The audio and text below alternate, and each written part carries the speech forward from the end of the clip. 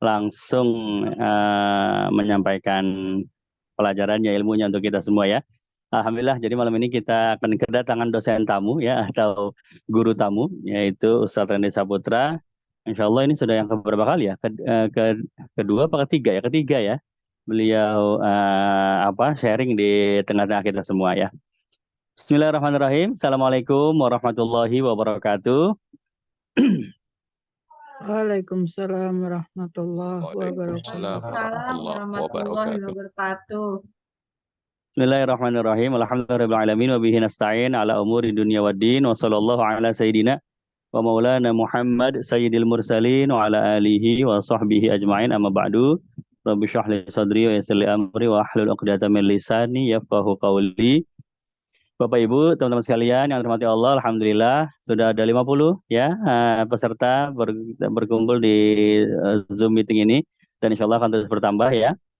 Segala puji kepada Allah kita sampaikan, senantiasa kita bersyukur kepada Allah atas limpahan rahmat dan karunia, sehingga malam hari ini kita dimudahkan ya, diringankan langkah kita untuk hadir dalam majelis taklim ya, meskipun nuansanya virtual, online, tapi insya Allah fadlullahi wasi' ya, rahmat Allah itu teramatlah luas. Insya Allah kita bisa mendapatkan karunia sebagaimana yang Allah berikan juga, kepada para penuntut ilmu di dunia nyata ya. Salawat serta salam kita sampaikan kepada suri teladan kita yang kita harapkan syafaatnya di yaumil qiyamah nanti, baginda Nabi Muhammad Sallallahu Alaihi Wasallam ya, beserta seluruh keluarganya, sahabatnya, dan orang-orang yang mengikuti jejak langkahnya sampai dengan hari kiamat nanti ya. Amin ya robbal alamin.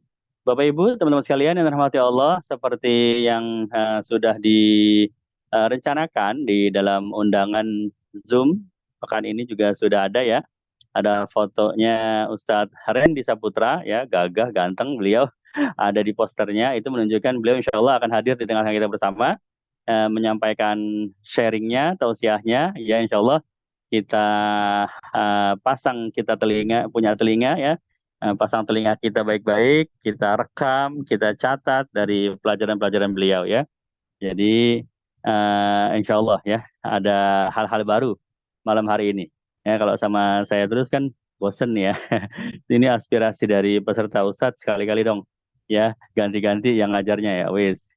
Begitu. Baik, kemudian sebelum beliau join di tengah kita, saya ingin menyampaikan dulu ya beberapa rules ya, aturan yang bermanfaat insya Allah bagi Bapak Ibu sekalian yang sedang mengikuti kajian online melalui WhatsApp ya, baik di sesi pertama maupun di sesi lanjutan ya. Tapi insya Allah di sesi lanjutan sih sudah nggak perlu ya, sudah tahu aturan mainnya ya. Di sesi pertama ini ya, sesi pertama yang akan dibuka setiap hari Senin. Jadi hari ini sudah ada angkatan baru ya, untuk Senin yang akan datang atau yang hari ini juga sedang mengikuti.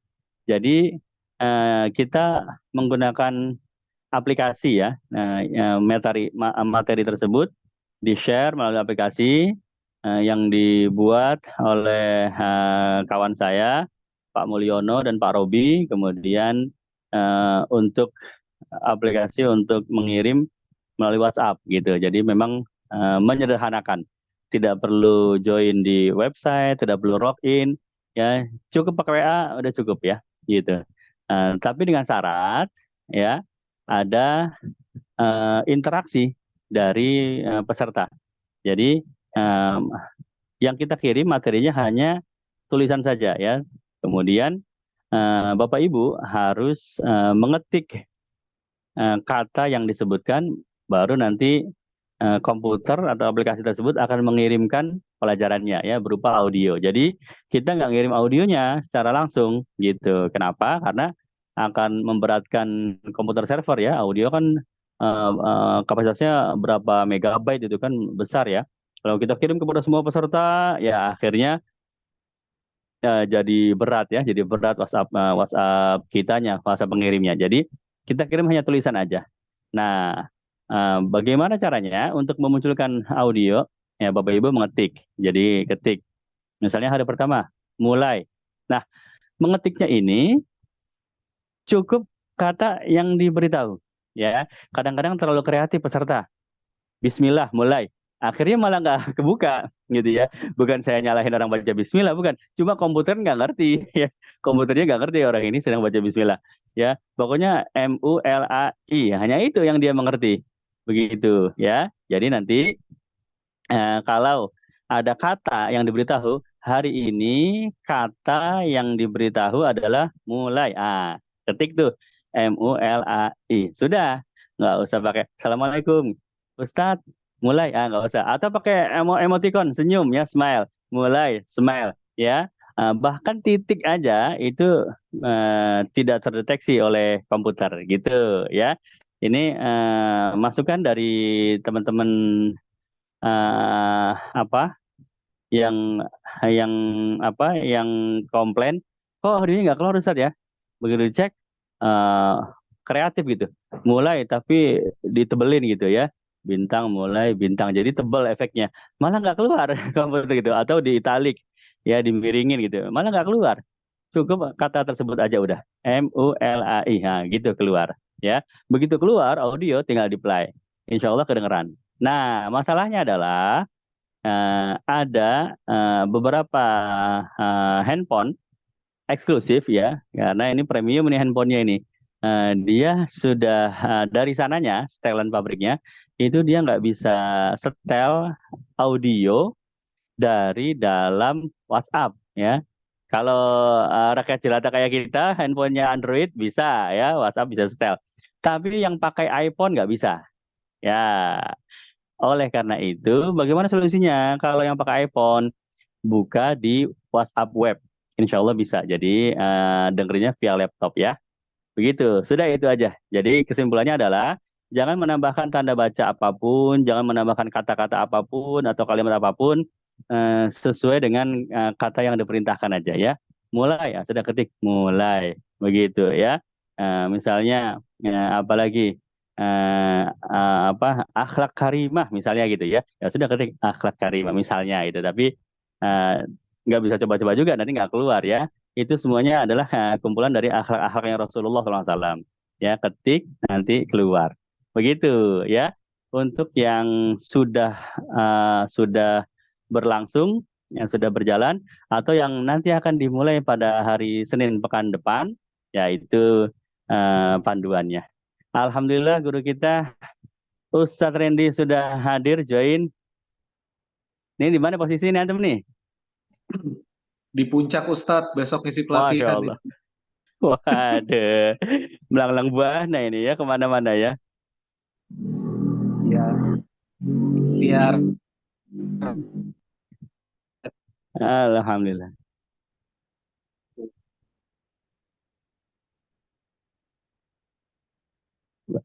Kang Tendi yang menghubungi atau siapa? Aneh mau menghubungi antum lupa mulu. siapa ya yang hubungin ya? Kayaknya Kang staff deh, ya. Hamid. Kang Hamid. Oh Kang iya. Hamid. Betul. Apa nih ya?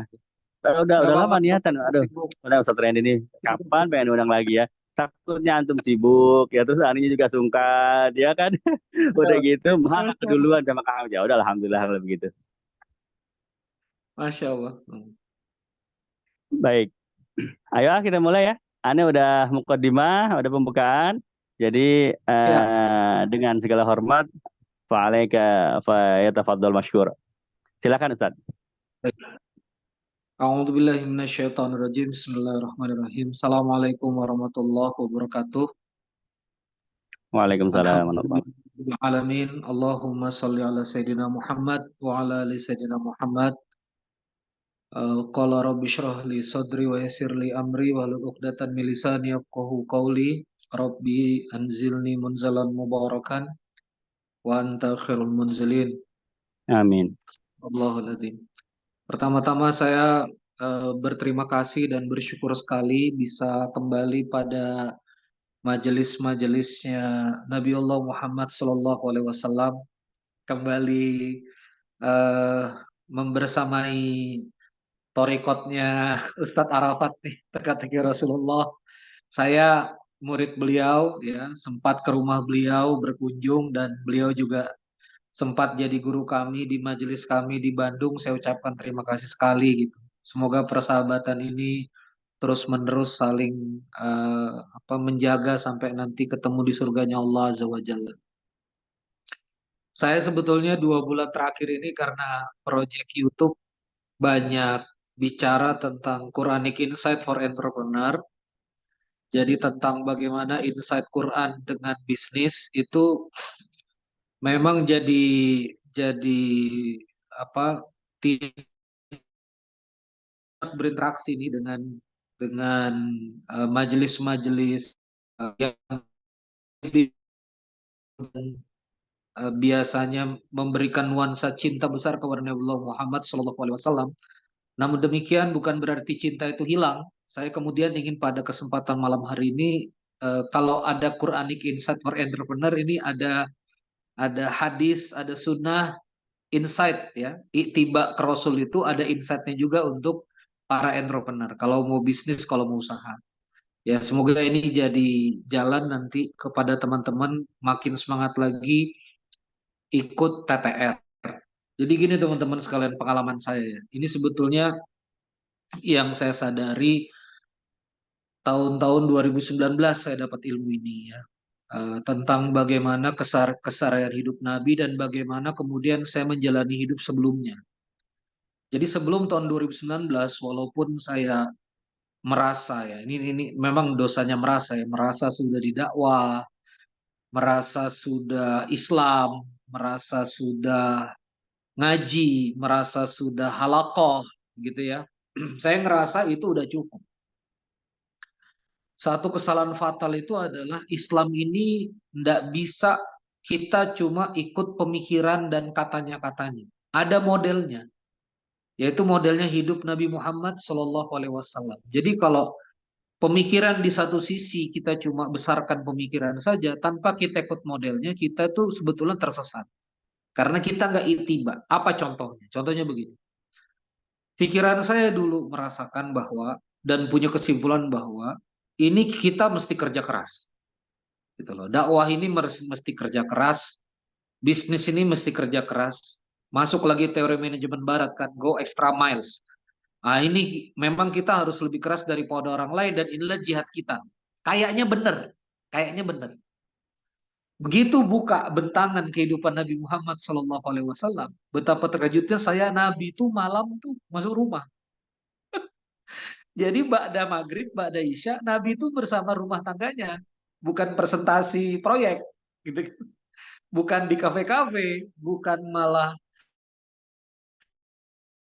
membangun ide-ide gagasan bisnis malam-malam.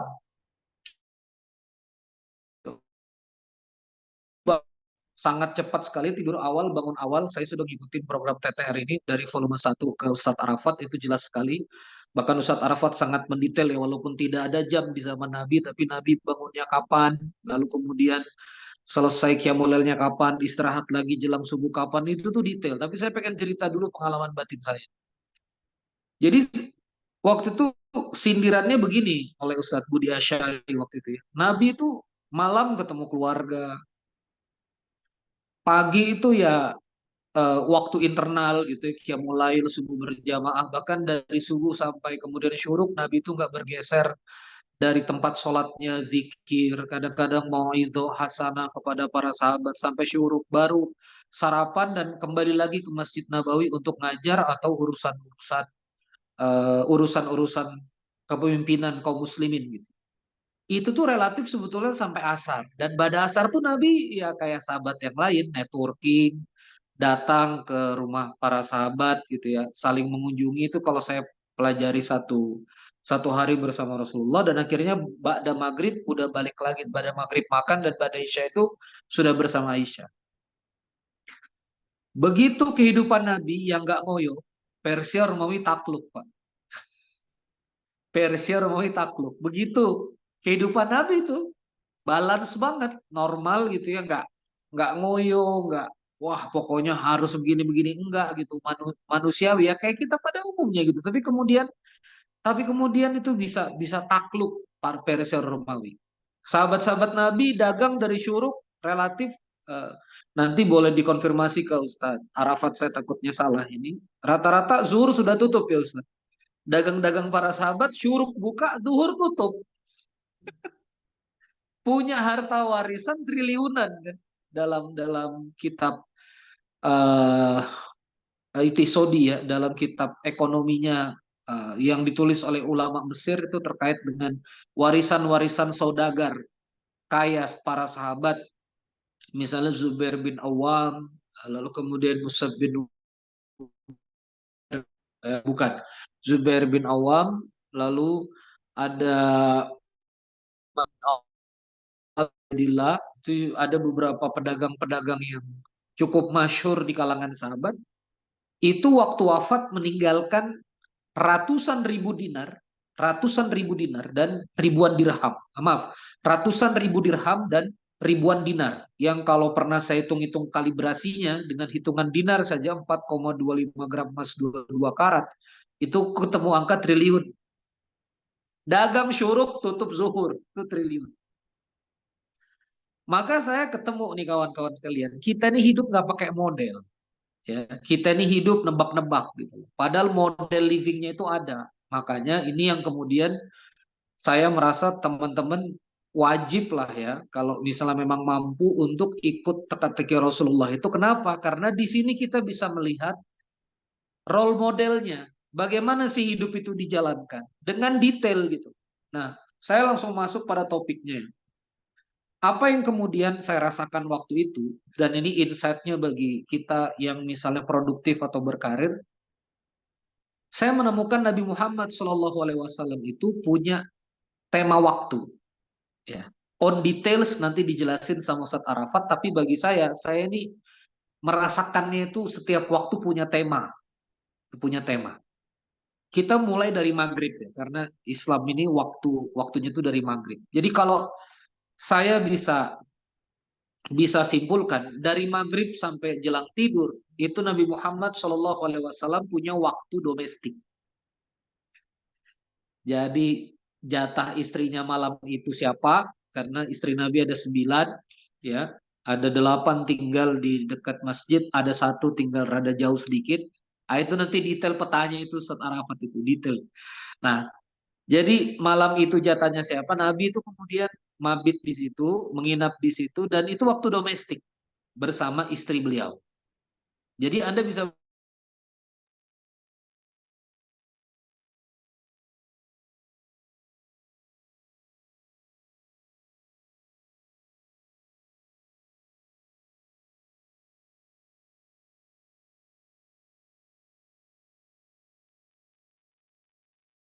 Cek, terputus ya koneksinya.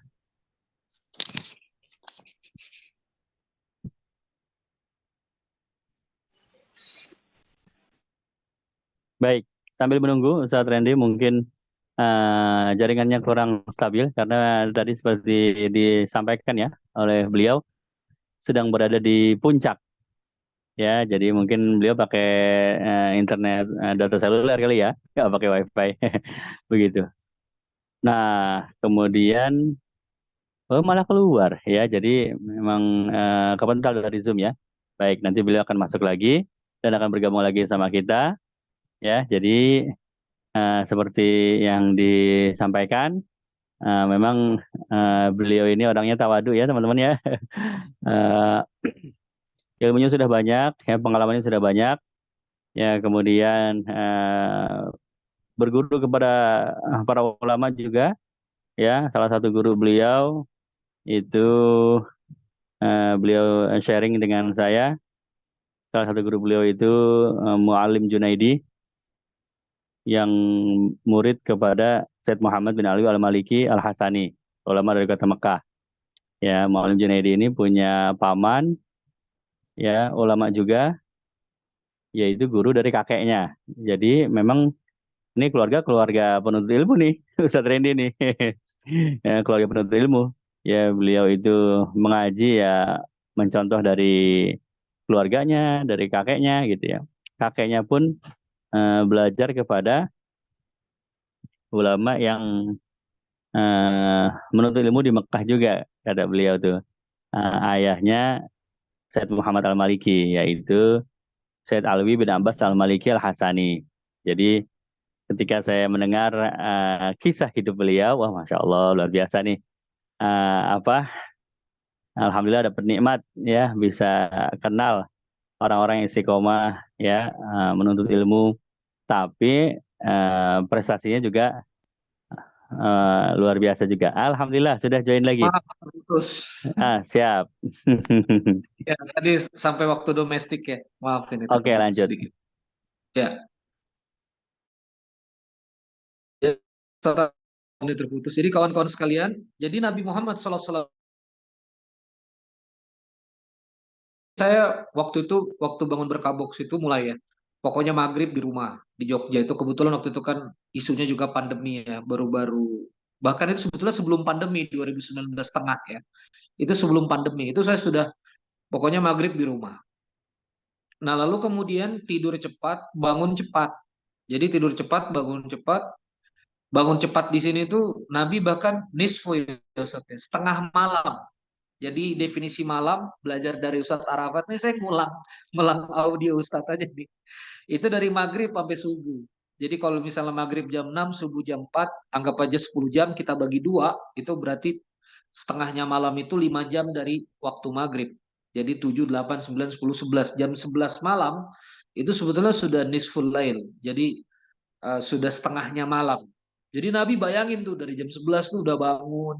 Nah, bahkan kalau saya ngaji sama Ustaz Arafat, qiyamnya Nabi dengan banyak redaksi hadis berapa panjang qiyamnya Nabi itu sampai jam 3 kurang lebih ya. Karena sampai dekat-dekat waktu subuh.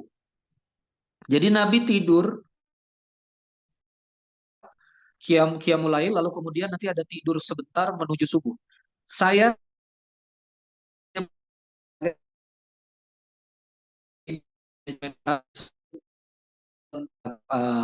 kontemplasi time.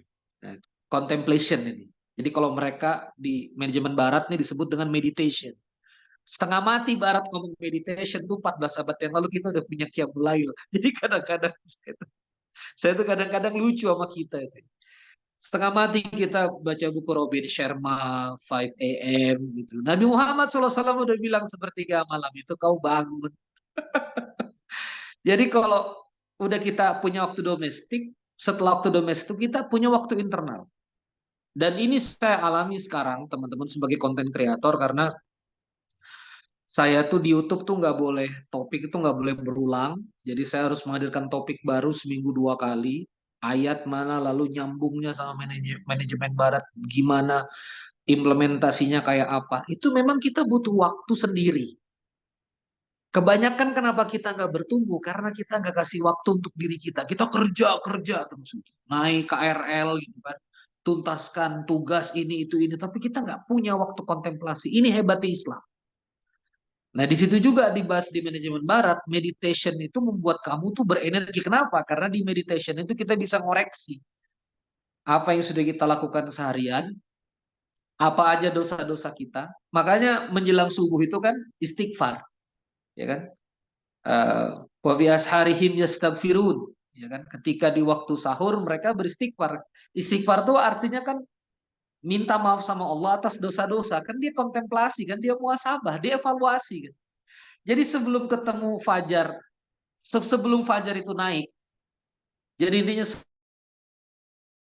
naik ini matahari. Maksudnya matahari ini muncul menaik pun maghrib itulah hari yang baru, tapi kemudian begitu matahari naik ini kan tentang startnya manusia beraktivitas. Kalau Anda lihat ini ya, alam semesta ini kan ketika dia wadduha wal laili saja, ketika malam kan dia sunyi. Wadduha wal laili saja. Begitu duha itu kan energi kan. Ya, fajar itu kan begitu menyingsing orang bergerak. Nah, Allah tuh sebetulnya udah ngasih lewat Nabi Muhammad SAW sebuah sunnah. Kontemplasi dulu sebelum kita beraktivitas yang luar biasa, evaluasi dulu supaya apa? Waktu nanti kita mulai lagi ini hari dengan terang, dengan matahari, ya, kita jadi punya pegangan apa yang salah dari kemarin. Nah, ini namanya waktu contemplation ini. Kira-kira bahasanya itu minta petunjuk sama Allah, berdua-duaan dengan Allah. Tuh di situ kekuatannya.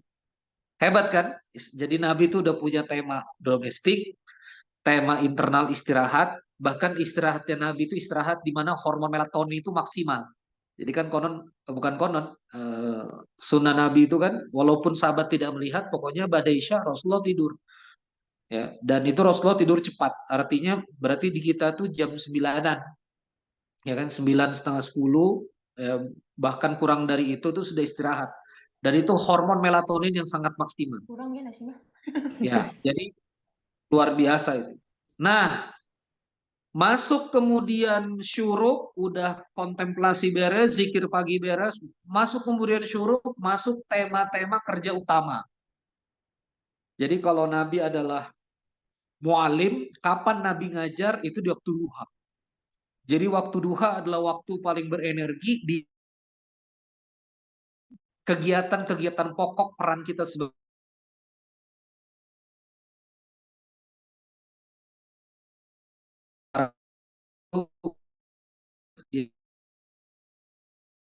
urusan ya. Jadi mereka itu singa di hari seperti rahib-rahib. Jadi syuruk itu tank udah buka toko. Ya sama Nabi juga syuruk, habis syuruk balik ke rumah, lalu kemudian balik lagi ke Masjid Nabawi untuk ngajar. Zuhur pun itu topiknya udah lebih pendek lagi. Tolong dikoreksi nanti Ustaz ya. Dari zuhur ke asar itu kadang Nabi masih di Masjid Nabawi, kadang punya kegiatan yang lain juga. Nah ini makin apa? Makin ringan nanti aktivitasnya, kembali lagi maghrib tadi. Jadi ada waktu optimum energi ya untuk melakukan hal yang primer, ada waktu networking sebagai makhluk sosial.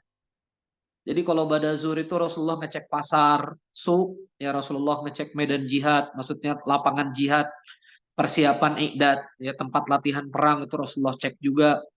Rasulullah berdiskusi dengan para sahabat. Ya Rasulullah tuh ada yang baru lahiran Rasulullah datang, ada yang sakit Rasulullah jenguk. Itu tuh di ba'da zuhur dan ba'da asar itu networking time, waktu sosial dan kemudian balik lagi ke rumah waktu domestik. Ini ada tema. Dan kalau tema ini diikutin, ya insya Allah seorang manusia itu sangat optimum ya. Ini tentu dalam kaidah-kaidah yang memang dalam kaidah-kaidah normal, misalnya jam kerjanya memang pagi sampai sore itu bagus tuh. Mungkin ada yang pabrik shift malam, mungkin harus ada penyesuaian ya. Tetapi intinya inilah rahasianya. Jadi teman-teman ada Islam, ada ajaran, ada tata laksananya. Nah, tata laksana itu kita harus belajar dari Rasulullah dan para sahabat. Dan hari ini ada ya karena platform ini mengajarkan kita ke situ. Nah, sehingga jelas nih ya ketika teorinya tawazun. Dulu saya bingung tawazun seimbang kayak apa ya seimbang ya. Kan dakwah ini butuh, kan umat ini butuh. Udah pagi siang malam ya. Akhirnya imbalance gitu ya. Istri nggak sempat diajak ngobrol sebelum 2019 itu. Ya. Lalu kemudian anak-anak jadi nggak ketemu sama ayahnya, gitu-gitu loh. Ini yang kemudian saya koreksi. Gitu. Jadi kerja terus, pokoknya ini dakwah, pokoknya ini untuk umat. Ya nggak bisa gitu juga. Rasulullah kan untuk umat juga. Siapa yang lebih soleh daripada Nabi Muhammad SAW ya?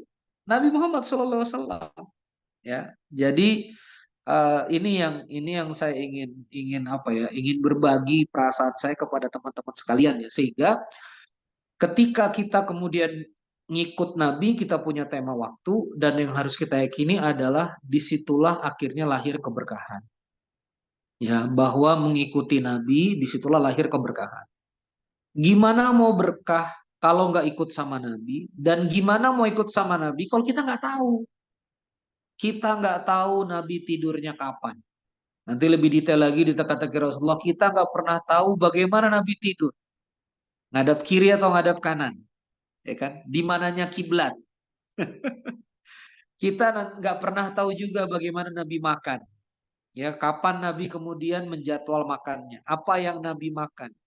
Kita nggak pernah tahu bagaimana Nabi berinteraksi dengan istri-istrinya. Bagaimana Nabi berinteraksi dengan para sahabat-sahabatnya. Jadi karena nggak tahu model begitu, nggak pernah tahu model livingnya. Jadi kalau dalam living model, model yang hidup, ya. Artinya karyawan seperti apa sih yang teladan, itu mesti ada model livingnya, makanya ada employee of the month, kan? Karyawan bulan ini itu kan karena ingin menunjukkan model living model hidupnya kayak apa. Kalau aturan sih gampang aturan, ya Quran sih gampang. Ya, maksud bukan Quran gampang, bikin aturan itu gampang. Tapi Quran adalah aturan yang ada living modelnya. Mana living modelnya Nabi Muhammad Shallallahu Alaihi Wasallam. Ya, jadi maka dari itu kawan-kawan sekalian, saya mendorong kita dengan sirah Nabi, ya, dengan bagaimana Nabi hidup itu jangan kita anggap remeh, karena bisa jadi stucknya kehidupan kita, ya nggak worksnya formula-formula kita itu dikarenakan karena kitanya sendiri gitu yang kemudian tidak optimal. Saya rasa demikian Ustadz. Masya Allah tabarakallah.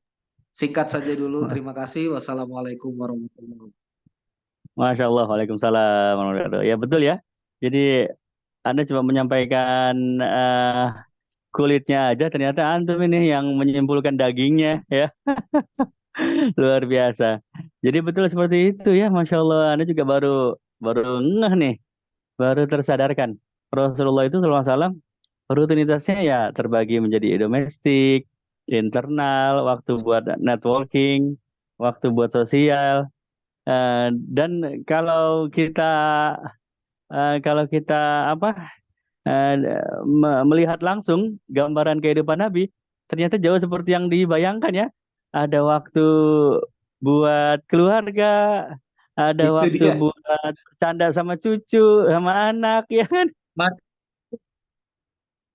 punya waktu mandi sama Aisyah kan. Iya betul, Nabi punya betul waktu sekali. mandi sama Aisyah. Kita nggak punya waktu. Masih waktu punya lomba lari. Tapi itu Persia Romawi takluk, ya kan? Benar, Dunia sepertiga takluk gitu loh. Kita pagi siang sore malam, pagi siang sore malam. Nggak ada yang takluk rasa-rasanya gitu. benar ya. Misal begitu ya Iya Ustaz. itu, betul ya. Baik. Ternyata role model bagi seluruh kaum muslimin, ya karena Rasulullah itu SAW contoh bagi semua umat Islam. Orang Eropa, orang Asia ya harus bisa mencontoh Rasulullah. Orang Afrika harus bisa mencontoh Rasulullah. Orang kota, orang kampung, ya, role modelnya harus tetap kembali kepada Rasulullah ya. Orang kaya, orang miskin, laki-laki, perempuan. Jadi betapa sulitnya menjadi Rasulullah, dia harus dicontoh oleh semua orang gitu ya. Kalau jadi kepala tentara ya dia ngasih contoh apa yang bisa dicontoh sama tentara. Orang biasa belum tentu bisa nyontoh dia, ya kan? Kalau jadi contoh guru musik ya hanya bisa contoh oleh murid-muridnya yang sesama sekolah musik. Tapi Rasulullah SAW bisa dicontoh semua orang gitu. Makanya betapa sulitnya menjadi Rasulullah, tapi ternyata semua terpenuhi ya. Dan begitu dengar antum ini penjabarannya, wah iya benar juga ya.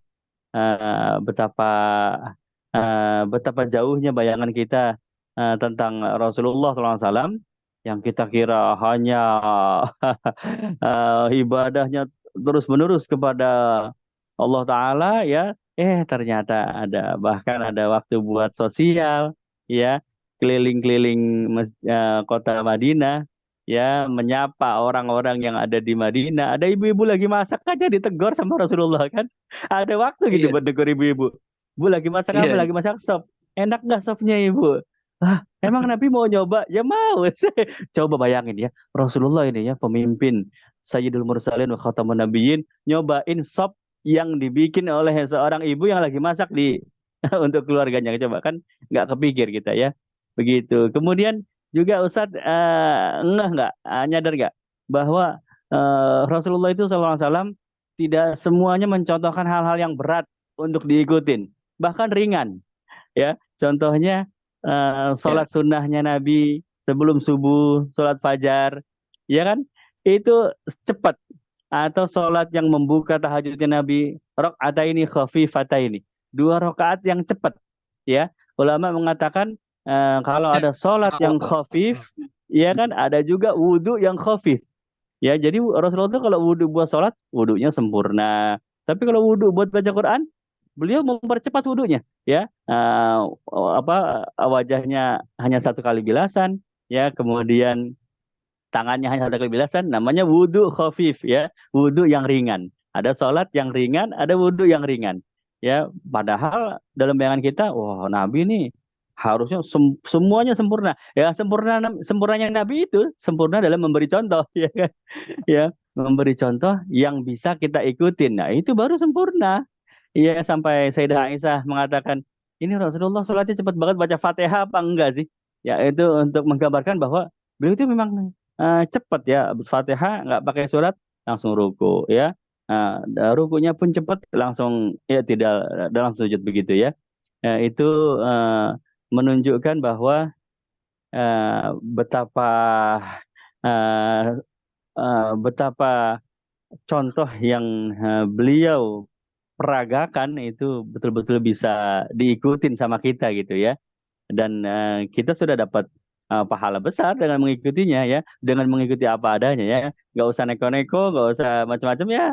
Yang beliau contohin gampang, ya, ikutin gampang begitu. Insya Allah, ajib, ajib, ajib. Baik, Sat. Terus saya mau tanya nih, penasaran nih, dari kisah-kisah Rasulullah SAW, ya, bagian episode yang mana yang paling ente suka, yang paling ente ulang-ulang terus, atau kalau lagi kurang semangat, ingat bagian tersebut jadi semangat lagi? Episode favorit dari kehidupan Rasulullah SAW. Ya, setiap orang punya kenangannya masing-masing, punya kenangannya sendiri-sendiri. Jadi, jadi yang satu yang sangat berkesan sebetulnya dan tentunya ini masyhur juga di teman-teman tuh waktu Nabi di Taif. Ya. Waktu Nabi di Taif untuk percobaan mencari tempat untuk hijrah itu kan dilemparin sama anak-anak remaja sama anak-anak kecil ya Ustaz. Dilempari batu sampai terpojok. Dilempari batunya itu masyhur, tapi sebetulnya saya suka lirik doa yang kemudian Nabi Allah Muhammad SAW itu sampaikan kepada Allah Azza wa Jalla. Jadi saya sampaikan Indonesianya aja karena saya teks Arabnya nggak hafal ini. Saya ini kan Ustadz kiri ya, nulisnya dari kiri. Ustadz Latin nih. Kalau Ustadz Arafat kan asli dari Yaman ini. Jadi waktu itu Nabi Muhammad SAW, eh, aku adukan kelemahan dan kekurangan.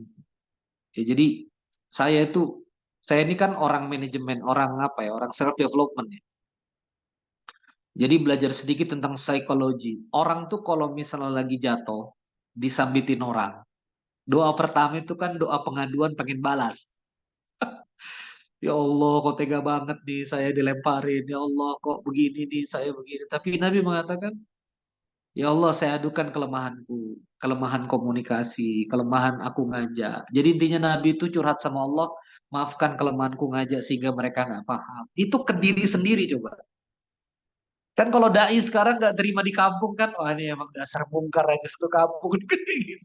Wah ini emang umat ini nggak bisa terima dakwah ini. Memang umat sekarang ini sulit. Tapi Nabi Muhammad SAW dilemparin di Taif, yang dikoreksi dirinya yang pertama kali. Itu saya, makanya saya nggak mungkin kalau misalnya Nabi ini tidak dalam panduan Allah dan benar-benar manusia terbaik terbukti sepanjang masa karena setelah dilemparin tuh begitu refleksnya Nabi Muhammad SAW. Makanya maka sehingga waktu ditawarin Aksabein bahwa ada malaikat Aksabein yang menjaga dua gunung, Jibril mengatakan ini akan ditimpakan loh nanti. Kalau Nabi Muhammad kita timpakan ini bencana ke atas mereka,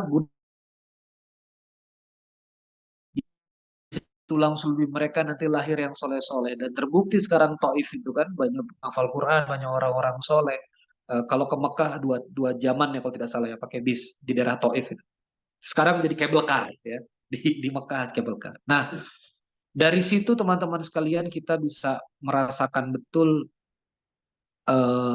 sebuah episode yang harusnya itu juga ada di kita gitu loh. Hari ini tuh kalau kita dizolimin tuh seakan-akan kita ingin berkoalisi kepada Allah dan ngajak Allah untuk jahat gitu ya. Ya Allah balaskan ya Allah. Jangan sampai dia ini kok kita Allah yang Maha Rahman Maha Rahim kita ajak-ajak jahat gitu. Ini yang kadang-kadang saya sampai sekarang tuh nggak apa ya, jadi sadar bahwa oh memang cara hidup kita banyak melenceng. Yang kedua di Fatu Mekah. Waktu di Fatu Mekah, semua kafir Quraisy ini kan ketakutan karena Nabi Muhammad SAW masuk ke Mekah itu dengan 10.000 pasukan. Abu Sufyan udah nyerah, pembesar-pembesar Mekah juga udah nyerah. Ini penaklukan tanpa pertumpahan darah karena Mekah juga udah surrender, udah nyerah. Berkumpullah pembesar-pembesar Mekah ini di pelataran Ka'bah. Jadi dalam hadis, saya minta dikoreksi Ustadz Arafat kalau salah, Nabi sambil pegang kiswa Ka'bah itu mengatakan, hari ini ku maafkan kalian semua seperti Nabi Yusuf alaihissalam memaafkan saudara-saudaranya. Yang Nabi Yusuf di surah Yusuf itu, qala la tasribu alaikum liyaum. Ya, hari ini tidak ada bulian terhadap kalian, ya, bahwa sudahlah Allah mudah-mudahan memaafkan kalian, mengampuni kalian, merahmati kalian, itu malah didoain. Kalau kita ngerti skematik batin yang terjadi di Fatu Mekah itu kan terjadi 8 Hijriah. 13 tahun Nabi di Mekah itu kan dikerjain ini sama pembesar-pembesar. Dan pembesar-pembesar ini kan kerabat-kerabatnya Nabi ini. Ada pamannya Nabi langsung, tapi beda ibu. Wah, itu lengkap nanti diceritakan sama Ustaz Arafat. Ini keluarga-keluarga kafir Quraisy yang jahat-jahat itu. Ini wak-waknya Nabi semua. Paman-pamannya banyak. Jadi Nabi itu sampai ke Madinah itu bayangin ya. Di Mekah baik-baik aja, tanda petik harus pergi dari kampungnya untuk mencari tempat yang menerima beliau. Yathrib, ya. Yathrib dan akhirnya jadi nama Madinah. Itu kan nggak gampang. Kalau kita rasanya lapar semuanya.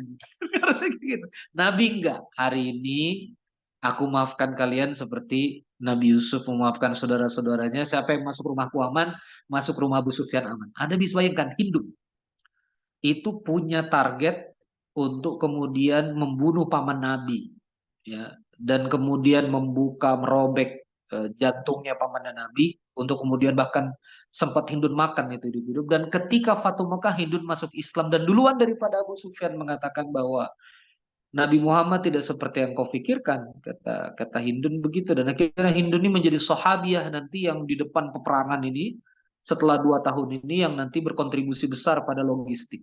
Dan anak mereka, bayangkan, Abu Sufyan dan Hindun punya anak Muawiyah. Muawiyah bin Abi Sufyan pasca nanti kekhalifahan Ali bin Abi Thalib, dinasti Umayyah ini yang kemudian berhasil menaklukkan puluhan juta kilometer persegi dan masuk di situ namanya Amul Jamatul Muslimin, tahun bersatunya seluruh kelompok kaum muslimin yang awalnya ada pertikaian internal, itu di zaman anaknya Muawiyah. Lihat kalau Nabi nggak punya rasa maaf ini. Gimana nih? Karena Nabi punya rasa maaf yang besar. Akhirnya join juga tuh Abu Sufyan sama Hindu. Dan merasa terhormat. Padahal baru masuknya 8 Hijriah. Sama Nabi itu sebentar aja perjuangannya. Nah, dari sini kawan-kawan sekalian, menurut saya di tubuh kaum muslimin sekarang ini yang kita lagi hilang ini adalah kasih sayang. Makanya saya cocok sama Ustadz Arafat ini banyak maklumnya ya. Sama saya yang kurang ilmu tuh banyak sayangnya gitu. Hari ini kita ini banyak kurang apa ya? Kurang welas asih ya. Baik antar sama umat Islam, baik antar dai dengan para mad'u yang didakwahi, bahasanya mungkin kiai ke santri, baik santri ke kiai, bahkan antara para alim ulama, antara para ustadz, menurut saya ini yang hilang. Ya, rasa kemudian mudah memaafkan, rasa kemudian bersangka baik, ini yang hilang. Saya kemarin pagi, bukan kemarin pagi, tadi pagi banget, ya, waktu-waktu duha begitu dapat DM. Ustadz, saya sekarang belajar di Quranic Insight, nonton video antum terus. Kemarin-kemarin saya ada ngomongin Ustadz jelek, kata gitu. Saya minta maaf. Saya bilang nggak apa-apa, gitu. Karena kan bisa jadi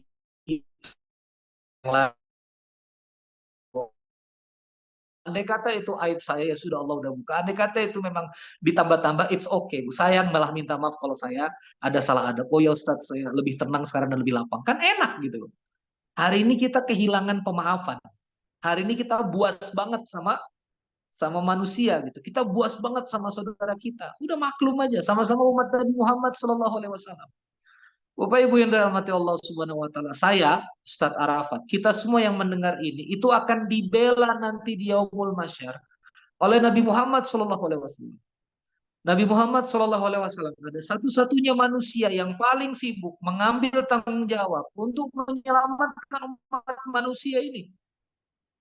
Nabi Adam alaihissalam, salimni ya Rabb, salimni. Cuma berdesis. Nabi Ibrahim alaihissalam berdesis, Robbi salimni, Robbi salimni, Robbi salimni. Berdesis. Hanya Nabi Muhammad SAW mengatakan, aku bisa kasih syafaat, aku bisa jadi wasilah. Jadi Masya Allah. Nah, maka dari itu saya ngajak teman-teman sekalian, ya mari kita pelajari. Kalau Nabi cinta sama kita, mari kita balas cintanya. Walaupun gak akan bisa sama cintanya, kita sama-sama ikut di TTR, kita nyimak sunnah, kita nyimak pengajaran. Indah, saya bergetar betul ketika Ustadz Arafat kasih denah rumah Nabi. Lalu Ustadz Arafat tunjukin tuh di bot gitu ya. Nabi sholatnya di situ tuh gimana gitu perasaan tuh. Kayak masuk 14 abad yang lalu gitu. Dan sederhana. Pakai WhatsApp, didengerin pelan-pelan. Jadi Masya Allah ya. Saya bahagia bisa ikut endorse. Saya bahagia bisa ikut bersama TTR ini. Thank you Ustadz. Masya Allah, ya benar sama itu. Episode Rasulullah ketika di Taif itu juga episode favorit saya, ya. Nah, terutama ketika ulama kita membahas dari sudut pandang tafsirnya. Jadi itu Ustadz rupanya dibandingkan dengan doanya Nabi Nuh ya alaihissalam. Nabi Nuh itu kan ketika umatnya sudah zalim ya, beliau angkat tangan kepada Allah, Rabbi la tazar ala ardi minal kafirina dayara. Ya Allah, jangan sisakan lagi orang-orang kafir yang ada di muka bumi ini, habisin mereka semua. Ya, kenapa? Karena memang pemikiran kenabian ya nubuwah juga, Nabi Nuh kan nabi. Dalam pandangan kenabian Nabi Nuh, orang kafir nanti melahirkan orang kafir lagi, orang kafir melahirkan orang kafir lagi, anak cucunya nanti kafir semua. Daripada mereka terus melahirkan generasi-generasi kufar, mendingan diputus aja dari abahnya, ya, maka ditenggelamkan semua sama Allah Ta'ala. Tapi nubuahnya, pemikiran nubuah Rasulullah SAW beda lagi kelasnya gitu ya. Nabi Nuh benar di satu sudut pandang memang benar, beliau begitu, mikirnya begitu, emang zamannya.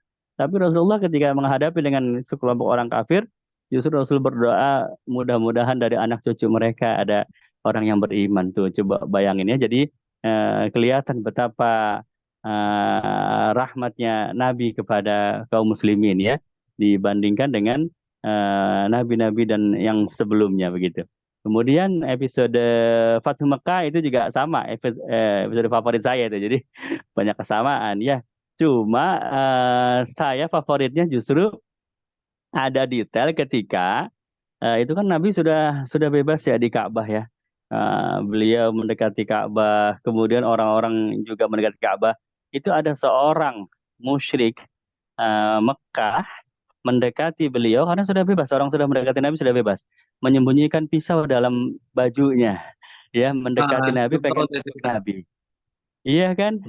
Ya begitu pengen nusuk Nabi sudah kesel banget ini ya, wah ini Muhammad sudah menguasai Mekah, wah ini urusan agama agama kemusyrikan bisa hancur ini, ya, bisa hilang, maka dia pengen bunuh itu Nabi, ya kemudian sudah deket banget sama Nabi, Nabi tahu. Ya, belum keluarin pisaunya, maka Nabi sentuh itu dadanya orang tersebut dan kemudian dia langsung beriman, Masya Allah ya. Dia merasakan sejuk itu di dalam hatinya. Langsung dia bilang, tadi detik yang lalu engkau adalah orang yang paling saya benci dan sekarang engkau adalah orang yang paling saya cinta, dan dia ucapin syahadat ya. Syahadu la ilaha illallah wa asyhadu anna Muhammadar Rasulullah. Wah, itu episode yang bikin merinding lah. Bagaimana telapak tangannya Rasulullah Sallallahu Alaihi Wasallam itu dalam hitungan detik bisa bikin orang luluh, kemarahannya luluh ya, kemudian apa sifat akhlak buruknya luluh berubah jadi iman, Masya Allah. Itu keberkahan tangannya Rasulullah SAW gitu ya. Jadi itu kalau kita antum juga tahu ya pasti ya, ulama itu menjabarkan keberkahan tangannya Nabi itu kemana-mana itu ya, sampai menyembuhkan orang sakit, ya kan. Siapa itu yang disembuhkan? Sayyidina Qatadah ya, Sayyidina Qatadah bin Nu'man di perang Uhud, matanya kena panah ya, matanya kena panah sampai lepas bola matanya keluar, menggantung di pipi ya kan. Kemudian datang kepada Rasulullah SAW, ya Rasulullah, tolong sembuhin mata saya. Kata Nabi, Nabi bertanya, Qatadah, kau mau disembuhin matanya atau mau surga? Maka Qatadah pinter juga, dia bilang aini wa jannah. Ya mata saya sembuh juga, surga sembuh juga ya. Nah, Nabi eh, dengan model sahabat begini ya seneng aja ya sudah. Matanya disembuhkan juga dan dia didoakan surga juga. Itu mata yang udah ketusuk panah dikembalikan lagi ke dalam tempatnya dan itu bisa sehat lagi. Bahkan mata yang sehat yang tadinya ketusuk panah itu melihatnya lebih jelas daripada mata sebelahnya nggak kenapa-napa itu dengan sebab keberkahan tangannya Rasulullah SAW ya. Dan episode yang paling menariknya dari peristiwa Qatadah ini itu terjadi justru sama anaknya, Ustaz. Ya, anaknya Qatadah itu kan hidupnya di zaman Khalifah Umar bin Abdul Aziz.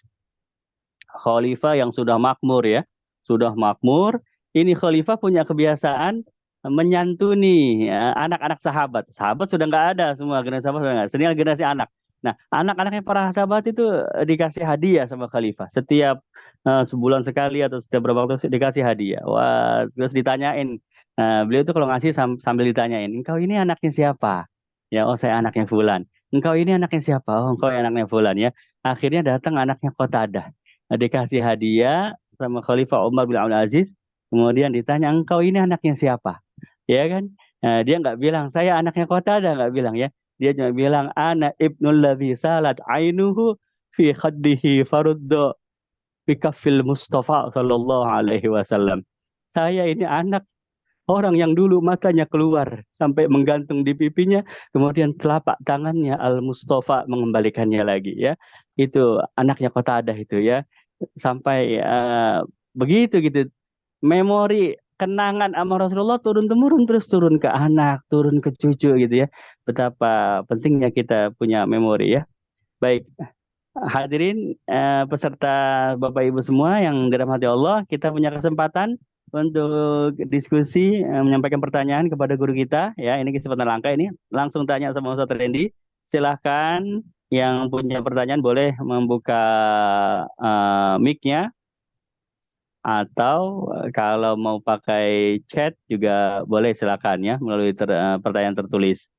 Ya, diutamakan yang Saya melalui bertanya, Ustaz. video langsung ya. Baik, silakan. Dengan Ibu siapa? Eh, Ibu Tuti ya. Ibu Tuti ya. Assalamualaikum warahmatullahi Baik. wabarakatuh. Izin Waalaikumsalam, Bu. Ustadz, yang ingin saya tanyakan mengenai usia dari umat Nabi Muhammad SAW. Dikatakan bahwa umat Nabi Muhammad SAW ini masanya tidak lebih dari 1.500 tahun. Jadi jika kita hitung, sekarang kita sudah berada di tahun 1445. Berarti usia kita tinggal 55 tahun atau bagaimana, Ustadz? Nah, setelah itu apakah umat Nabi Muhammad SAW itu setelah tahun 1.500 sudah tidak ada lagi, ataukah mungkin sudah menjadi kaum yang tidak mendapatkan rahmat Allah, atau bagaimana ya Ustadz? Terima kasih Ustadz. Wassalamualaikum warahmatullahi wabarakatuh. Waalaikumsalam. Langsung dijawab ya, Ustadz. Silakan. Langsung silakan. Ya, yang pertama, Bu, yang Ibu sedang tanyakan itu dalam kategori keilmuan Islam disebut dengan ilmu estimologi. Saya juga mempelajari ilmu estimologi itu lewat beberapa ustadz yang mendalami itu. Ya, di Indonesia ini ada Ustadz Uzma, ya, ada Ustadz Ihsan Tanjung, ya, ada Ustadz Rahmat Bayakuni, ya, dan ada beberapa lagi ustadz-ustadz kontemporer yang masih hidup, ya, di YouTube di Amerika yang juga membahas hadis-hadis tentang estimologi ini atau akhir zaman ini. Tapi ketika saya coba juga mendalami, ini juga banyak diskursusnya. Jadi diskursusnya misalnya diambil dari Bidayah Nihaya, banyak juga yang kemudian melakukan ini sanatnya bagaimana, lalu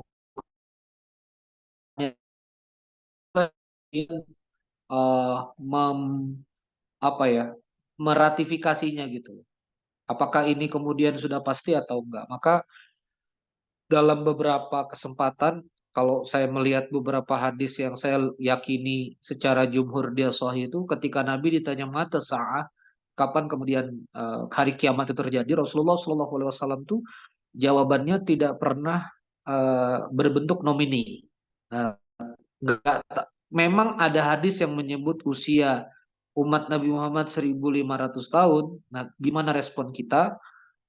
Percaya boleh, nggak percaya silakan. Tapi kalau misalnya direfleksikan lagi, kalau kita percaya outputnya apa, gitu loh. Menambah keimanan ketakwaan nggak, gitu loh. Kalau misalnya wah bentar lagi nih berarti udah kita udah di akhir zaman, terus kita makin taat, makin takwa, makin sama Allah.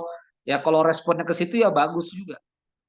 Tapi kalau misalnya, wah bentar lagi mau kiamat nih, udah kita nggak usah bisnis lah, gitu. Kita nggak usah dakwah lah. Ini udah mau ending di dunia ini kita. Nah, itu kan jadi outputnya jadi nggak begitu baik. Itu keterbatasan ilmu saya ya. Ini kita coba tanya sama yang belajarnya lebih dalam ini ke Ustadz Arafat. Saya forward pertanyaan ke Ustadz Arafat. Gimana nih Ustadz Arafat? Waktu di Ribat Tarim tentang ilmu estimologi ini, guru-guru kita seperti apa responnya? Silakan Ustadz Arafat. Ya sudah betul sudah. Ada yang ikut jawaban antum deh, antum yang lebih tahu. Intinya adalah kalau yang saya pernah dengar ya, ntar antum koreksi ya. Anda juga nggak belajar. Jadi kita itu percaya datangnya hari kiamat, tapi tidak boleh diharamkan kita menentukan kapan tanggal datangnya, kapan tahun datangnya, nggak boleh. Begitu. Jadi eh, meyakini sudah dekat ya, sudah dekat ya. Dekat kan itu objektif ya. Dekat itu kapan? Bisa berapa tahun lagi? Bisa berapa tahun lagi ya? Ya, kita yakini sudah dekat gitu ya. Umat umat Nabi 1.500 tahun ya kita yakini. Tapi dari mana hitungnya? Startnya di mana?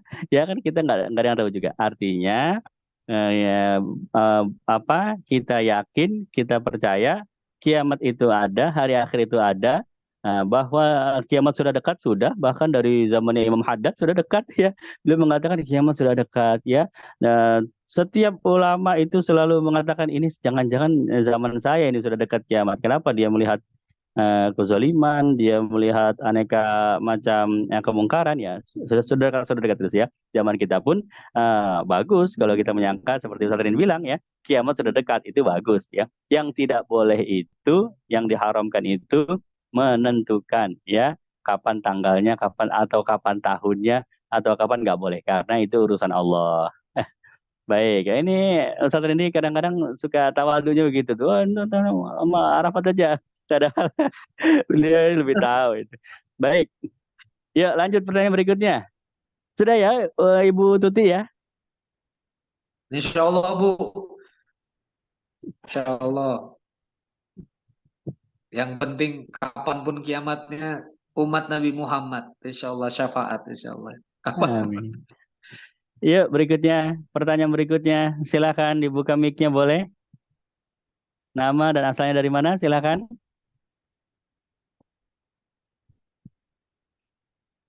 Mas Fakhru, buka mic-nya. Mau bicara?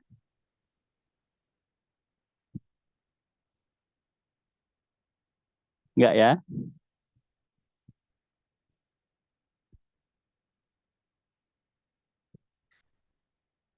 Assalamualaikum Pak Baik. Ustadz. Oke, Waalaikumsalam. Waalaikumsalam. Silakan Bu. Ya Pak Ustadz, perkenalkan saya Devi dari Kabupaten Tangerang Pak Ustadz.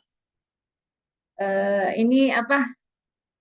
Saya kayaknya sih keluar dari ini ya Rasulullah ini ya. Nggak apa-apa ya Pak Ustadz. Jadi gini Pak Silakan, Ustadz, silakan. saya dulu sering melalaikan sholat gitu Pak Ustadz. Eh, Sering bolong-bolong sholatnya gitu ya Pak Ustadz. Terus saya kok merasa saya ini nggak cukup-cukup gitu. untuk apa ya, amalan saya nanti kalau saya dipanggil, kok perasaan saya kayak bakal masuk neraka gitu ya. eh untuk mengganti sholat-sholat saya yang bolong-bolong dulu, yang suka saya tinggal, itu gimana ya Pak Ustadz ngejarnya ya Pak Ustadz? Ya, terima kasih Pak Ustadz. Ya, Langsung Ustaz, silakan. seperti biasa ya, nanti Ustadz Arafat melengkapi yang benernya. Yang pertama, ini ada di surah Al-Furqan ayat 70. Qala Allah Ta'ala fi kitabil karim, a'udzu billahi minasyaitonir rajim, illa man taba wa amana wa amila amalan salihan faulaika yubaddilullahu sayyiatihim hasanat. Jadi rangkaian surah Al-Furqan dari ayat 68 ini cerita dosa besar. Dari ayat-ayat sebelumnya ini cerita dosa besar dan cerita tentang azab bagi orang yang melakukan dosa besar. Zina, membunuh, ya, dan dosa-dosa ism kabir.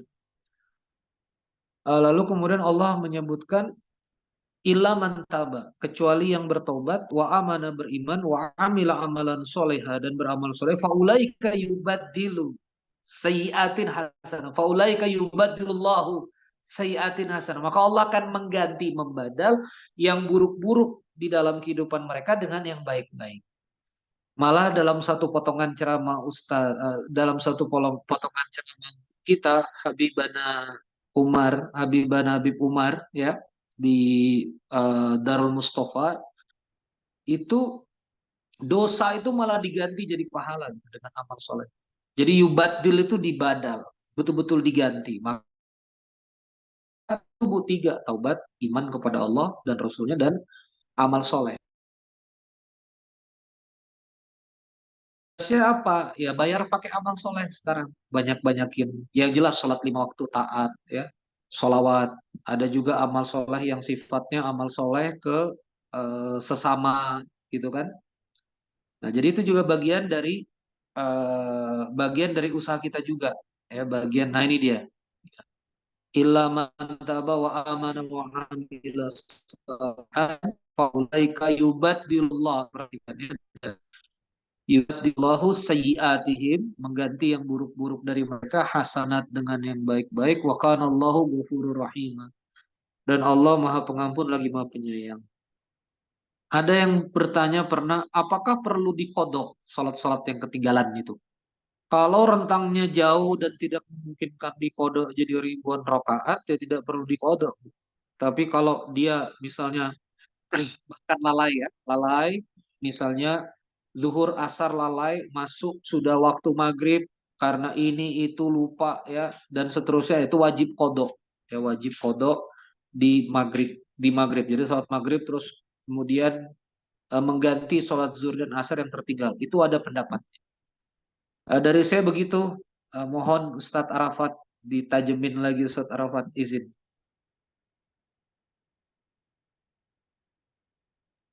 Baik, ya sudah benar itu. Biasa ini lempar bola pada selalu ke kita ini. Itu sudah betul begitu Ibu ya, Masya Allah. Ayat yang sudah ada jelas, dan itu ketentuan kodonya juga sudah ada jelas. Saya pengen menambahkan justru cerita. Saya kalau nambahin ilmu nanti luber. Soalnya ilmu antum udah cukup. Jadi saya ingat cerita saat ya. Ingat gak cerita yang dua orang yang masuk ke dalam neraka? Ya, tadi Ibu nyebut-nyebut takut masuk neraka sih, jadi saya ingat neraka. Ya, triggernya neraka. Kalau nggak salah itu ada di akhir kitab Ihya ya. Ada dua orang dia masuk dalam neraka, kemudian dikeluarkan oleh Allah Taala. Ini bagus ini. Spiritnya bagus. Dua orang ini dikeluarkan oleh Allah Taala dari dalam neraka.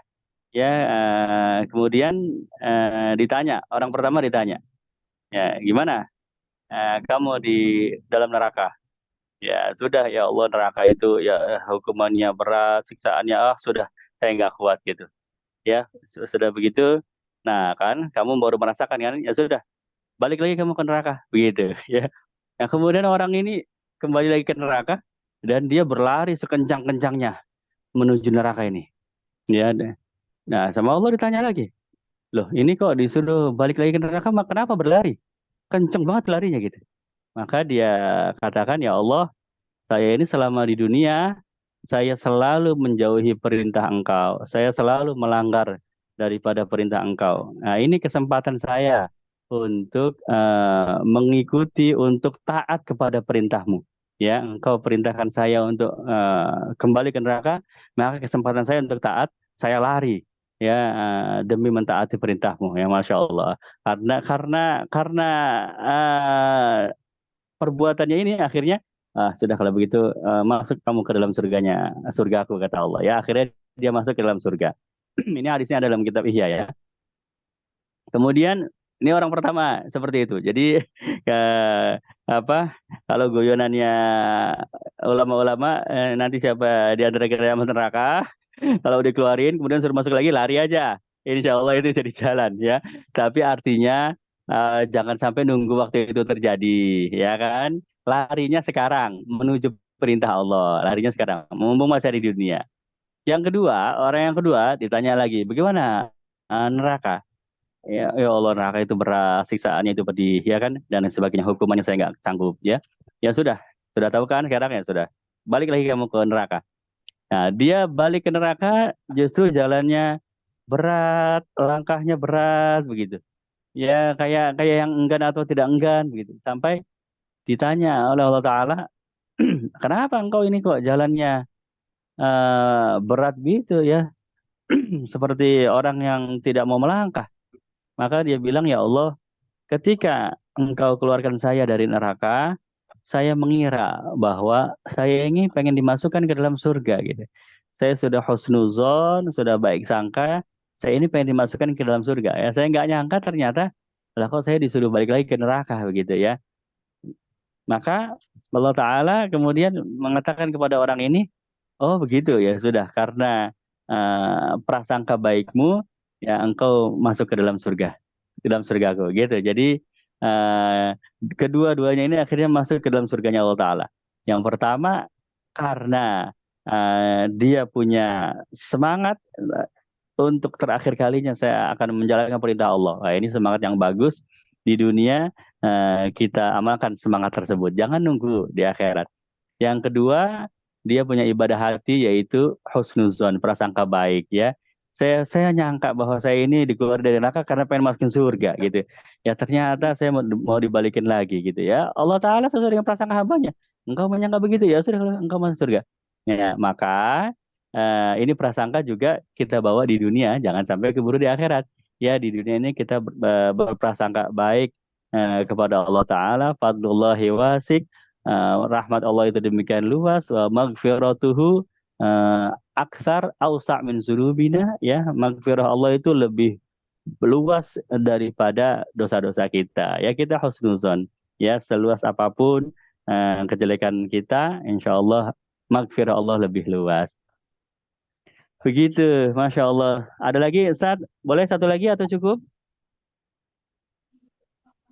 Jam 9:08 nih. Ada Baik Ustadz ya, mau beliau butuh tanya nih, istirahat. Ustadz. Jadi satu lagi ya. Ya, silakan. Terakhir ya, Assalamualaikum. Bapak Ibu ya. Yuk, Waalaikumsalam warahmatullahi wabarakatuh. Ya, ya. Assalamualaikum warahmatullahi wabarakatuh. Waalaikumsalam. Ustadz mau nanya nih mengenai sholawat. Sholawat yang sebenarnya yang bakalan kita akan mendapatkan syafaat nanti di hari kiamat itu tuh sholawat yang bagaimana ya, Tat? Misalnya seperti yang dilagu-lagukan itu yang sholatullah salamullah, terus ada juga yang sholawat badriyah yang dinyanyikan seperti itu, nah yang ya banyak lah ya seperti Hadat Alwi atau yang lain-lain itu sholawat yang seperti itu, yang apakah sholawat yang seperti itu yang diterima, yang akan bakalan mendapatkan syafaat Rasulullah. Terus yang kedua Ustadz, tentang telaga Al-Kautsar, bahwasanya nanti Rasulullah akan menunggu hamba umat-umatnya yang tidak setelah beliau wafat itu yang tidak mengikuti aturan-aturan seperti intinya bid'ah lah gitu ya, Tat. Intinya seperti itu. Jadi bid'ah itu yang bagaimana, yang tidak ditunggu oleh Rasulullah, yang diusir, bahkan umatnya yang melakukan ajaran-ajaran Rasulullah yang di luar dari ajaran Rasulullah itu diusir gitu. Nah, yang seperti apa itu, nah Tat? Ini masih pengen bertanya seperti itu, Tat. Hanya itu aja, Tat. Wassalamualaikum warahmatullahi wabarakatuh. Oh ya, saya perkenalkan, saya Ibu Yuni dari Bengkulu Selatan. Sudah, Tat. Baik, izin yang selamat ya. Silakan, silakan. Saya izin ini sebetulnya saya bukannya ingin waktu istirahat, tapi besok ada ngisi kajian subuh, jadi dan juga Qiyamul Lail ini panitia ada minta briefing sedikit. Ini saya lagi ngisi Hijab City ya, jadi dia retail hijab di Indonesia ada 30 toko, lagi muker di puncak, jadi saya minta maaf nggak bisa berlama-lama. Saya ingin jawab yang pertama gitu ya. Eh, saya ingin masuk dulu pada pertanyaan kedua supaya pertanyaan yang pertama ini terjawab. Gini, ketika kita bicara bid'ah, itu tidak bisa sesederhana kita mendefinisikan bid'ah adalah sesuatu hal yang tidak dilakukan oleh Nabi lalu kemudian dilakukan oleh umatnya atau tidak sesuai dengan ajarannya. Nggak bisa sederhana itu. Karena banyak yang bahkan kemudian Nabi sudah katakan jangan, tapi kemudian para sahabat itu kemudian melakukan dan Nabi cuma tersenyum saja. Misalnya hadis Nabi ketika kalau misalnya orang datang, janganlah kalian berdiri untuk menghormati dan seterusnya. Ketika Nabi Muhammad SAW datang tuh ada satu sahabat berdiri dan hadisnya sahih. Nanti Ustaz Arafat bisa kasih redaksinya mungkin. Lalu kemudian para sahabat yang lain nyuruh duduk, sahabat ini mengatakan apakah ada orang yang aku cintai lalu aku berdiri, aku nggak boleh. Nah itu nanti jadi perspektif pada mahalul qiyam itu. Ketika kita sholawat kita berdiri, ya itu salah satunya adalah bentuk rasa cinta kasih kita kepada Nabi Muhammad SAW. Tentang redaksi salawat yang kemudian Allahumma salli ala Sayyidina Muhammad wa ala ali Sayyidina Muhammad, Allahumma salli ala Muhammad wa ala ali Muhammad kama sallaita ala Ibrahim wa ala ali Ibrahim dan seterusnya. Dan para alim ulama yang punya sir, yang punya munawir hatinya, kemudian memuji Nabi dengan syair yang kemudian digabungkan pada salawat. Ya, muncul ini ada salawat nariyah, ya, ada salawat tibil qulub, yaitu digubah oleh para alim ulama yang isinya searah dengan itu. Apakah itu juga membawa kepada syafaat kepada Nabi Allah Muhammad SAW? Bagi saya iya, karena syair itu diperbolehkan. Sahabat Nabi itu ada yang bersyair.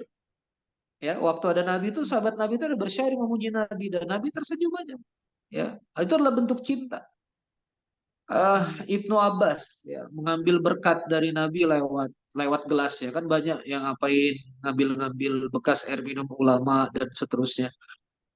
Ibnu Abbas mencontohkan bekas minum susunya Nabi nggak habis tuh diambil sama Ibnu Abbas untuk mendapatkan barokah dari apa yang kemudian Nabi minum dan itu ada redaksinya. Maka di sini sebenarnya yang harus kita bangun Ibu Yuni adalah keluasan kita dalam mengerti perspektif kisah ini gitu ya. Jadi nggak bisa kita melihat ajaran ini lewat satu cuplikan hadis, tapi gimana kemudian hidupnya, bagaimana kemudian kehidupan Nabi Muhammad SAW beserta para sahabat. Ya. Nanti kalau kita bisa melihat kehidupannya, bagaimana ihtiramnya para sahabat, bagaimana tabaruknya para sahabat kepada Nabi Allah Muhammad SAW, kita akan terbingung-bingung gitu. Oh ini kalau udah kayaknya zaman sahabat nih di zaman sekarang ini udah kena bid'ah-bid'ah, udah kena salah semua nih. Gitu. Nah, itu ada perspektif begitu ya. Jadi menurut saya harus berhati-hati. Jadi gimana salawat mana yang harus dipakai?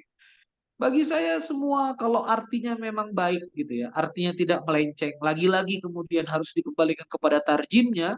Ya, ketika itu adalah pujian yang baik kepada Nabi Muhammad SAW, itu pujian yang baik. Kenapa enggak gitu? Ya, misalnya isi Simtud Duror. Simtud Duror itu kan isinya puji-pujian.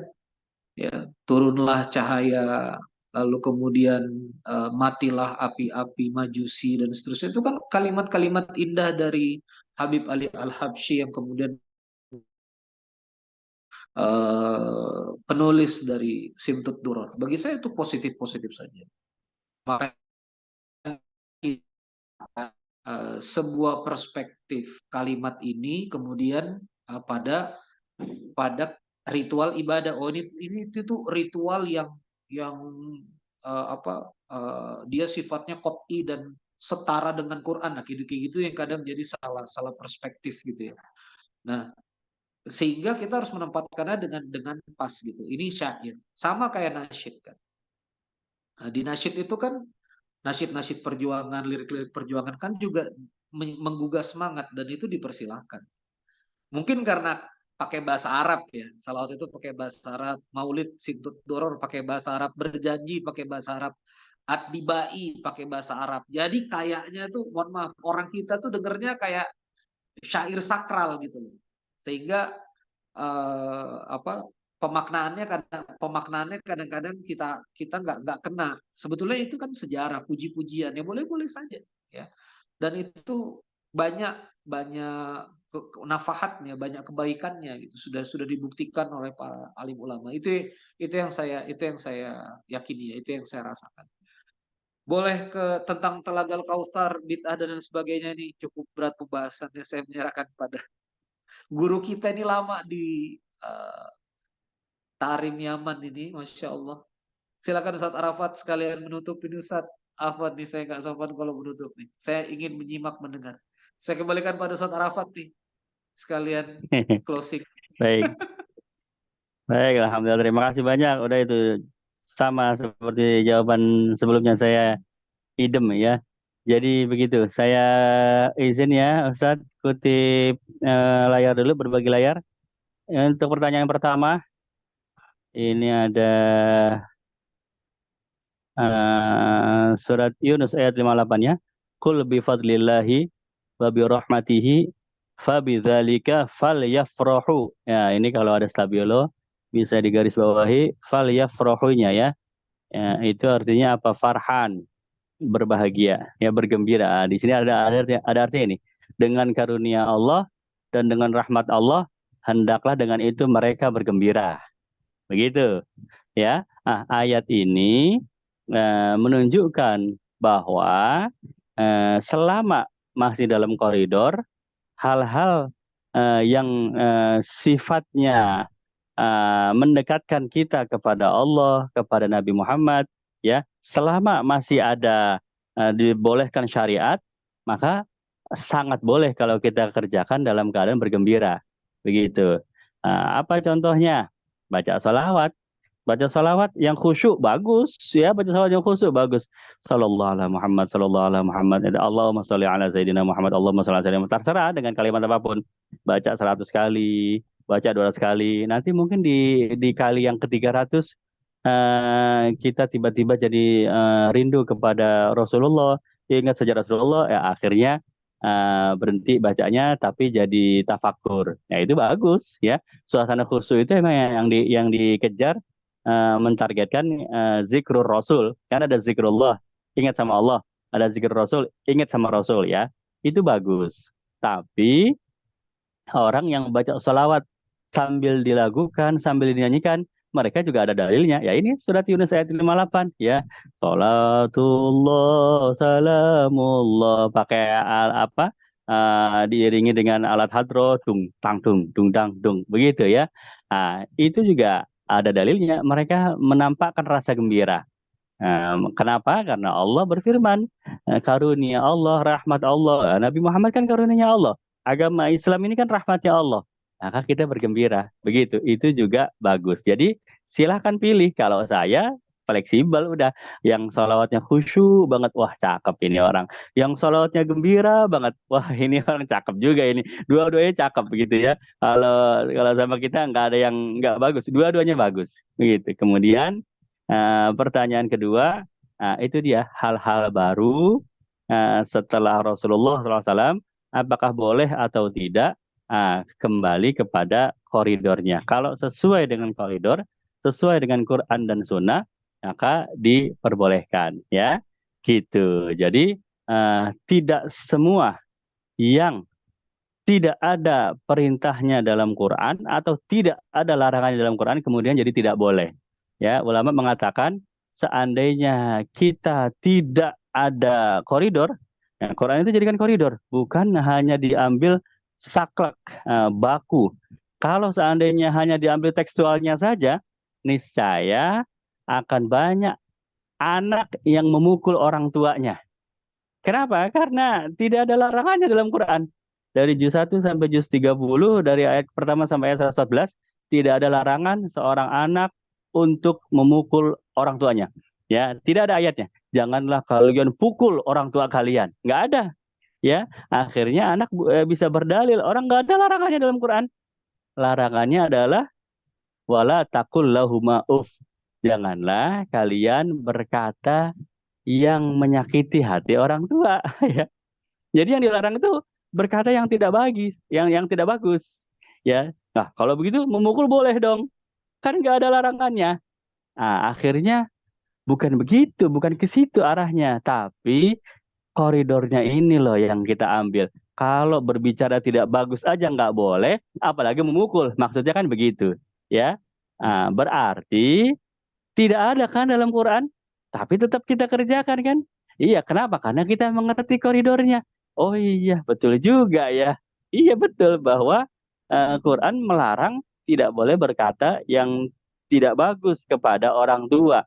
Berarti apalagi memukul, apalagi menendang, apalagi menzolimi, itu lebih nggak boleh lagi ya.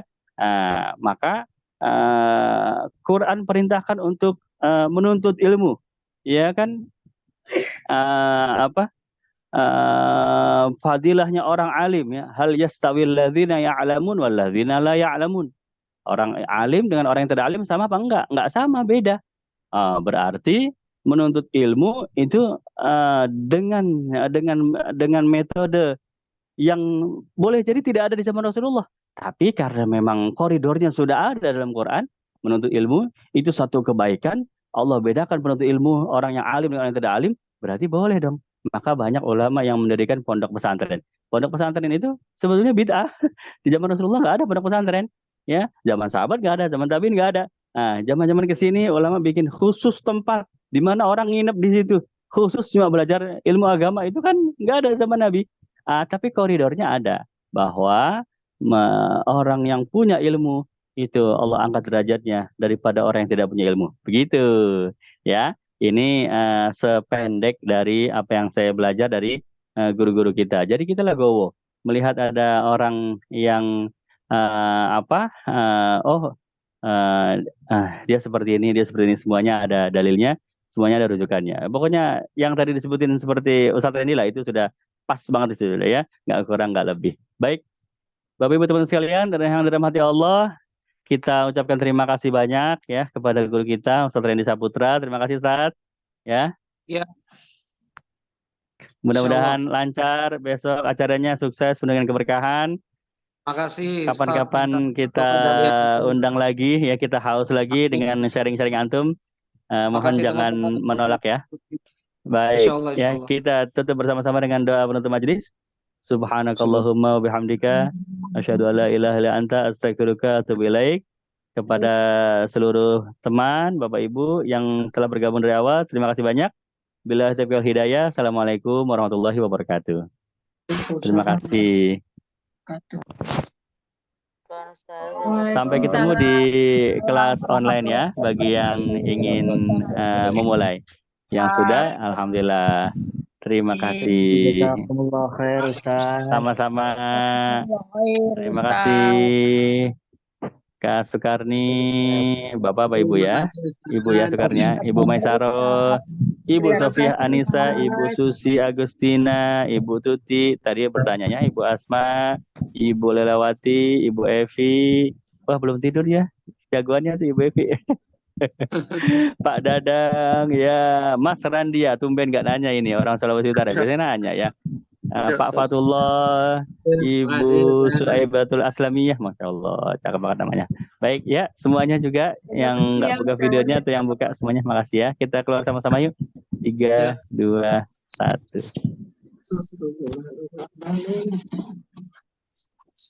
1. Assalamualaikum.